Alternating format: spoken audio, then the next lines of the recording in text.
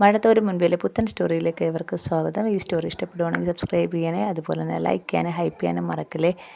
അങ്ങനെ അലീനയാണെങ്കിൽ രോഗത്തായിട്ട് അമ്പലത്തിലൊക്കെ പോയിട്ട് വരുമ്പം ബാലചന്ദ്രൻ ചോദിക്കുന്നുണ്ട്, അമ്പലത്തിൽ പോയിട്ട് എങ്ങനെയുണ്ട്, അവിടെ എന്തെങ്കിലും പ്രശ്നം നടന്നോ എന്നൊക്കെ ചോദിക്കുന്നുണ്ട്. അപ്പോൾ അലീന പറയുന്നുണ്ട്, വരുന്ന വഴി ജംഗ്ഷനിൽ കുറച്ച് ചെറുപ്പക്കാരിൽ നിന്ന് ആവശ്യമില്ലാത്ത പ്രശ്നത്തിന് വന്ന് ഞാൻ എൻ്റെ കയ്യിൽ നിന്ന് സേഫ്റ്റി പിൻ വെച്ച് ഒറ്റ നല്ലൊരു കുത്തു കൊടുത്തിട്ടുണ്ട്.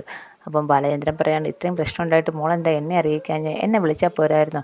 ഓ, അച്ഛൻ വരേണ്ട കാര്യമൊന്നുമില്ലായിരുന്നു, ഞാൻ ആ പ്രശ്നം അങ്ങ് സോൾവ് ചെയ്തിട്ടുണ്ട്, പിന്നെ അതുകൊണ്ടാണ് അച്ഛനെ അറിയിക്കേണ്ട, എനിക്ക് എന്തെങ്കിലും പ്രശ്നം വരികയാണെങ്കിൽ അച്ഛൻ ഇടപെട്ടാൽ മതിയെന്ന് പറയാണ്. അപ്പോൾ ബാലചന്ദ്രൻ അങ്ങ് ദേഷ്യം വരുന്നു, അതങ്ങനെ ശരിയാവുന്ന മോളെ, ഇതങ്ങനെ വെറുതെ വിടാൻ പറ്റില്ല, പോലീസിലെ കേസ് കൊടുക്കണം എന്ന് പറയാണ്. അപ്പം അലീന പറയുന്നുണ്ട്, എൻ്റെ കയ്യിൽ അവരുടെ ഫോട്ടോയും വീഡിയോ ഒക്കെ ഉണ്ട് അച്ഛാ, ഇപ്പം അതിനിറങ്ങണ്ട, അതാണ് നല്ലത്.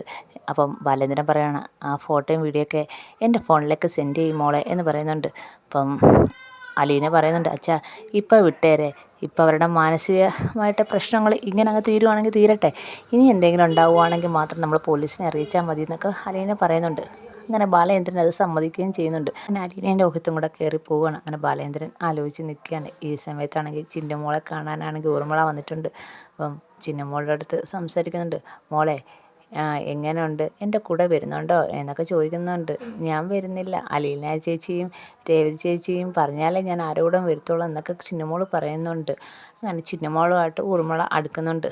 അന്നേരം ഇനിയേ ഞാൻ പിന്നെ വരാം, മോളെ കാണാനായിട്ട് മാത്രമായിട്ട് ഒരു ദിവസം വരാം എന്ന് ഊർമിള പറയുന്നുണ്ട്. അപ്പോൾ ചിന്നമോൾ ചോദിക്കുകയാണ്, എന്നെ കാണാനായിട്ട് മാത്രമായിട്ട് വരുമോ ആൻറ്റി എന്ന് ചോദിക്കുന്നുണ്ട്. പിന്നെ മോളെ കാണാനായിട്ട് മാത്രം ഞാൻ വരും എന്ന് ഊർമിള പറയുന്നുണ്ട്.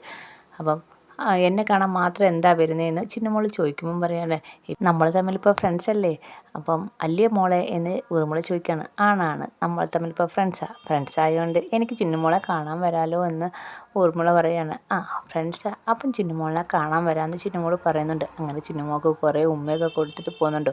ഊർമിളയ്ക്ക് ചിന്നമോളെ ഭയങ്കരമായിട്ട് ഇഷ്ടപ്പെടുന്നുണ്ട്. അങ്ങനെ ചിന്നമോളുടെ അടുത്ത് യാത്ര പറഞ്ഞ് നേരെ സിസ്റ്ററിൻ്റെ അടുത്ത് വരികയാണ്. അപ്പം സിസ്റ്റർ ചോദിക്കുന്നുണ്ട്, കുട്ടികളൊക്കെ കണ്ടോ, ആരെ ഇഷ്ടപ്പെട്ടെ എന്നൊക്കെ ചോദിക്കുന്നുണ്ട്.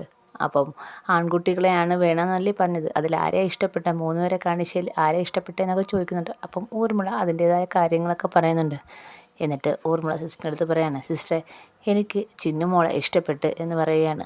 അപ്പോൾ സിസ്റ്റർ പറയാണ്, നിങ്ങൾക്ക് ആൺകുട്ടിയെ വേണമെന്നല്ലേ പറഞ്ഞിരുന്നത്, പിന്നെ എങ്ങനെ ചിന്നുമോളെ നിങ്ങൾക്ക് തരാൻ പറ്റുന്നത്, ആൺകുട്ടികൾ വേണമെങ്കിൽ ആൺകുട്ടിയെ മാത്രമേ കൊണ്ടുപോകാൻ പറ്റത്തുള്ളൂ എന്ന് പറയുകയാണ്. അപ്പം ഊർമിള പറയാണ്, ഞാൻ അഡോപ്റ്റ് ചെയ്യണമെന്ന് പറഞ്ഞില്ലല്ലോ ചിന്നുമോളെ എനിക്ക് വളർത്താൻ കിട്ടിയാൽ നല്ലതായിരുന്നെന്ന് പറയുകയാണ്.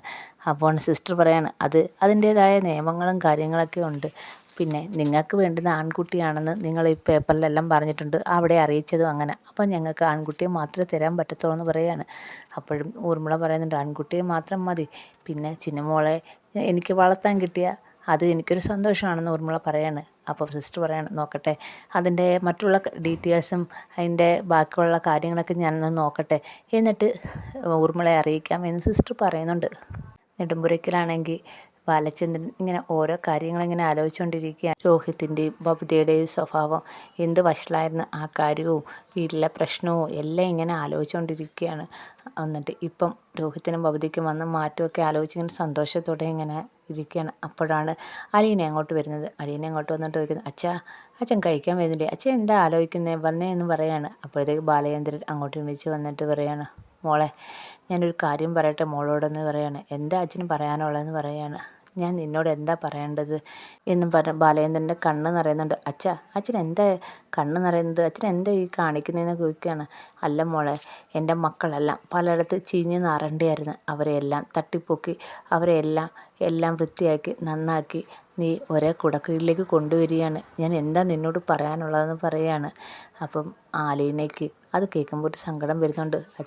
എന്താ അച്ഛൻ അങ്ങനെ പറയുന്നത്, ഇത് എൻ്റെയും കൂടെ വീടല്ലേ, എൻ്റെ അച്ഛനല്ലേ, എൻ്റെ സഹോദരങ്ങളല്ലേ, പിന്നെ എന്താ അച്ഛൻ അങ്ങനെ പറയുന്നതെന്ന് പറയാണ്. അപ്പോൾ ബാലേന്ദ്രൻ പറയാണ്, എൻ്റെ മക്കളുടെ ജീവിതം എല്ലാവരും നശിച്ചു പോയെന്നാണ് ഞാൻ വിചാരിച്ചത്, അവരിനി പഴയ പോലെ ഒരിക്കലും നന്നാവുമെന്ന് ഞാൻ ഒരിക്കലും പ്രതീക്ഷിച്ചില്ല, എല്ലാം താറുമാറായ സ്ഥലത്തു നിന്നാണ് നീ എൻ്റെ മക്കളെ കൈ പിടിച്ച് കയറ്റി ഇവിടം വരെ എത്തിച്ചതെന്ന് പറയാണ്. ഞാൻ നിനക്ക് എന്താ തരേണ്ടതെന്ന് പറയാണ് എന്നും പറഞ്ഞുകൊണ്ട് അലീനയുടെ കൈ പിടിക്കുകയാണ്. കൈ പിടിച്ചിട്ട് ഇങ്ങനെ സങ്കടത്തോടെ അലീനയെ നോക്കുകയാണ്.